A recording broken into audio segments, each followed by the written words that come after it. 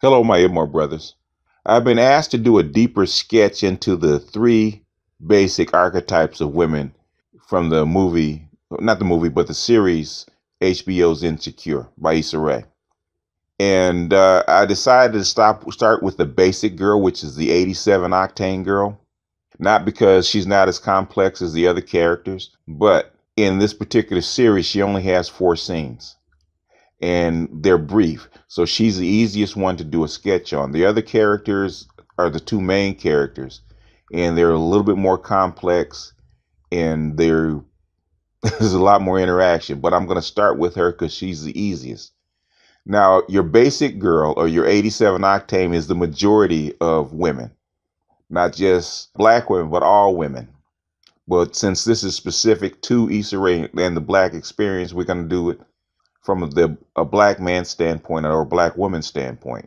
Like I said in my previous video, your basic girl or your working class girl is someone with less than a graduate degree or less than a college degree. She's got her high school diploma. She works a regular hourly wage job. Her outlook is basically a little higher than where she's at. She wants the white picket fence with the 3 kids and the hardworking husband that comes home every day, and she's pretty much satisfied. She's the type of chick whose vacation ideas is going to Vegas for a weekend. That's her top level.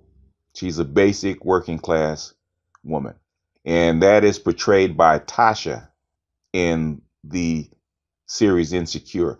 Tasha is the bank teller in the black bank. And she's the one that the only time we see her is when she interacts with Issa's boyfriend, which is Lawrence. Now, I briefly tell about Lawrence. Lawrence is educated. He's out of work right now, but he's educated. He's semi hardworking, or he's potentially hardworking. So whereas the top 2 girls, because he hasn't realized his potential, looked at him as less than. This is the ideal man for the basic girl, which is Tasha. And you can see that with her first interaction when we first see them come together is in the bank where Tasha works. Lawrence is cashing his unemployment check after bombing out on an interview. Next. Hey, Tasha. Look at you. Coming up in here looking like Obama. I had a job interview. Oh, okay. I see you. Then let me go ahead and cash your last unemployment check. Nah, I didn't get the job. Well, then they stupid. Okay, you got a lot going for you. I don't know about all that. I do. You a good black man. You went to college. I see you still got some savings. Yeah, but... But what? You out here trying to work and make something of yourself, right? Yeah. With no kids?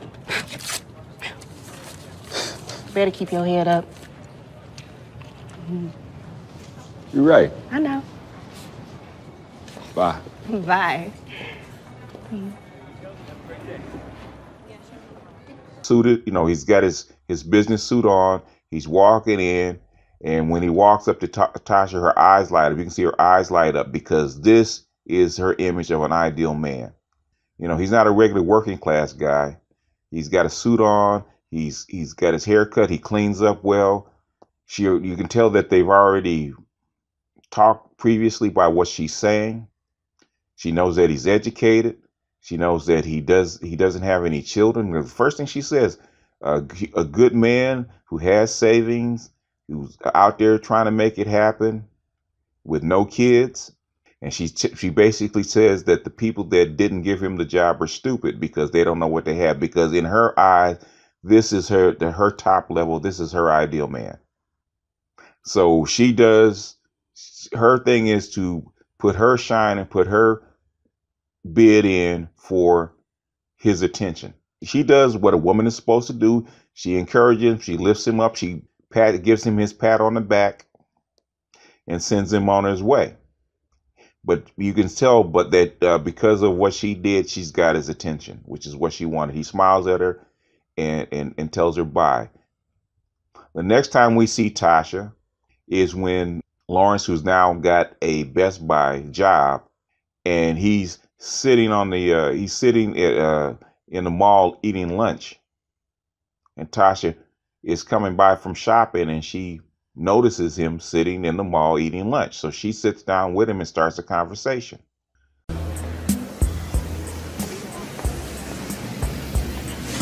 Well, look who on break from their new job. What you got? Some noodles? Yep. I'm trying to do this whole healthy eating thing. So, I made me some brown rice, some kale, some chicken breast, and sweet potatoes. My girlfriend loves kale. Well, I don't get it. Yeah, me neither. Kale tastes like foot juice. But they say it's good for you, so. Get my hot sauce and get this together. Oh, this look ghetto, huh? Hey, if Beyonce can do it, so can I. I woke up like this. I don't know why I just sang that. So. What you reading? Just going over my Best Buy benefits package. I mean, I do hear they have good benefits, though. They match your 401k after, what, 5 years? That's so bomb. Yeah, I guess. This job was supposed to be temporary, and it's kind of feeling like it might not be. I don't know, I just saw myself doing more. Like what? I had this app that I was trying to get going, but... Wait. A for real app? You need to still do this. You gotta stay hustling. Like, I've been a bank teller for a few years, but I'm not trying to just be no bank teller forever. I want to be a bank manager. That's why I'm taking night classes at El Camino, so I can learn about stocks and bonds and all of that. I feel you. Yeah. Well, give me some of this. Why does this make everything taste better? Because I think it got drugs in it. Probably. So she sits down, and it's funny because you know that she's applying for the job of being his woman, because she has her lunch with her in a bag, and she starts displaying what she has as far as cooking skills, because black women know, especially millennial women, know that most women don't cook. So she's basically interviewing for the job of his woman by pulling out her food. You can tell I can cook because I got some rice, I got some chicken, I got some salad because I'm trying to eat healthy. She's trying to impress him. And this is a dude that's in a Best Buy shirt, which the other two girls would look down upon because he's a regular dude, or he appears to be a regular dude. But the thing is, that's Tasha's ideal man. He's got a regular gig. He's a working class guy. He's got no kids. He's got no baby mama drama. So she sits down, and she's basically interviewing for the position of being his woman. No shame in her game. She's got a diamond. She's going to try to grab it. So she listened to him, and he tells her about the Best Buy job, because he's looking over his package. And she said, "Oh, Best Buy is a cool job because they match your 401k after 5 years." Basically, it's okay with her. She's a basic girl. It's okay with her because her needs for a man are just a basic guy that pays the bills, take care of the house, halfway decent looking. And you can tell by the language that she uses that she's not highly educated, but she's basically educated by the words that she uses, her lingo, the things that she talks about. So even though he's college educated, he's not impressed, but because of her enthusiasm towards him, and that's what a basic girl, that's what all women will show you once, if you're a step above them or you're close to being her ideal man, she'll show you the enthusiasm and support. So even though he's been with Issa, who's college educated, and he's used to a certain level of attention, depending on what you've done, he can't, even though he feels bad about taking a Best Buy job, he's having a hard time figuring out why she's so excited about it. But since she's so enthusiastic, he rolls with it. So she starts pulling out all of her stuff, all of her food, and then she pulls out the hot sauce, and he looks at her funny, and she says, "What, too ghetto?" And then she makes light talk and a joke, trying to clean it up because she's trying to impress him. He gets to telling her about the job and whatnot. He tells her that he's IT, and what he really wants to do is develop an app. See, but it's not going anywhere. And she gets excited because that's way out of her league. And she said, "Stop, you need to do that. You need, even though nobody else thinks that your app is worth anything, you still need to push and try to make this happen." Because to her, that's a moonshot. Then that tells her that this man is way out of her league and she better do everything and anything to get him. So when he tells her that, when she pulls out her lunch and she's eating kale, which is like a salad green, and he tells her that, "Yeah, my girlfriend likes kale too, but I don't understand it." So even though he's told her that he's got a girlfriend, on the slide, basically she doesn't care. She's going to put her bid in anyway. So that means the next time that we see them, which is the third time, which he's working in Best Buy, and she just happens to come all the way back to his section looking for what? Looking for batteries. Now she's got on tight jeans, she's got on a tight shirt, and she's got a push-up bra. She's got her breast showing, out of the shirt. And she's got her hair laid. In other words, she's coming in for battle.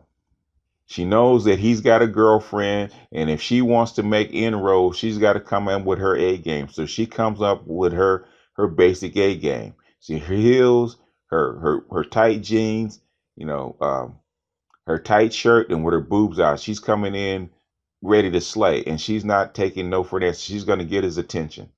She knows that she's going to leave an impression on his mind when she walks out.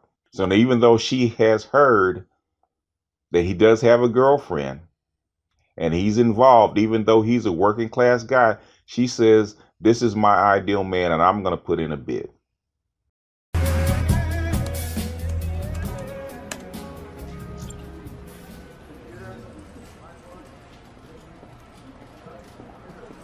Hey, you. Tasha? Hey. Hey. I almost didn't recognize you without your name tag. Oh, I mean, I clean up okay. Oh. You need to come do this at the bank. Oh, I just got bored. Well, then it's a good thing I came by. So you finally getting rid of your old computer? Ugh, I wish. I just need some batteries. You guys have any? Yeah. They're in the front by the register. Really? Mm-hmm. Guess I just got lost. My boy Ernest works up there. You want me to grab him for you? Nah, that's all right. So, I'm about to go ham on some jalapeno poppers and margaritas at Islands. Oh, that's cool. Yeah. You get off soon, right? Shit. I have a girlfriend, Tasha. Right. Yeah. And I just thought that... Yes. That's all right. Yeah. I'll just see you later. Cool. Okay. All right.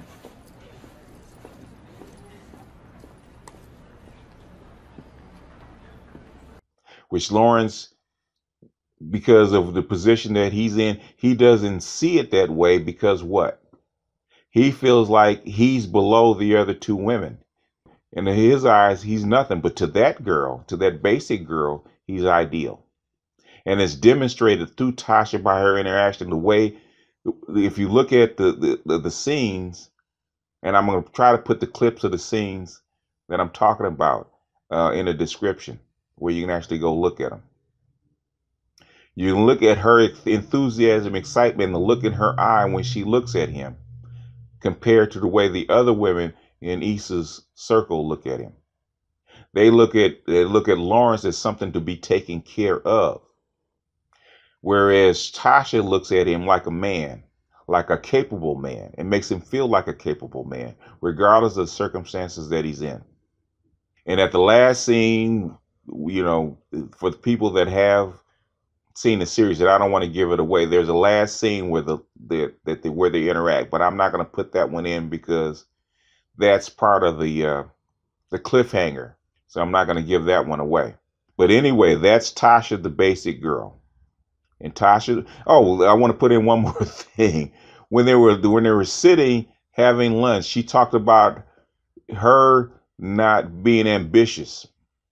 Okay, and it was odd to him because she was talking to a college educated guy, that her ambition was to be a bank manager. So she was going taking night classes at El Camino, which is a local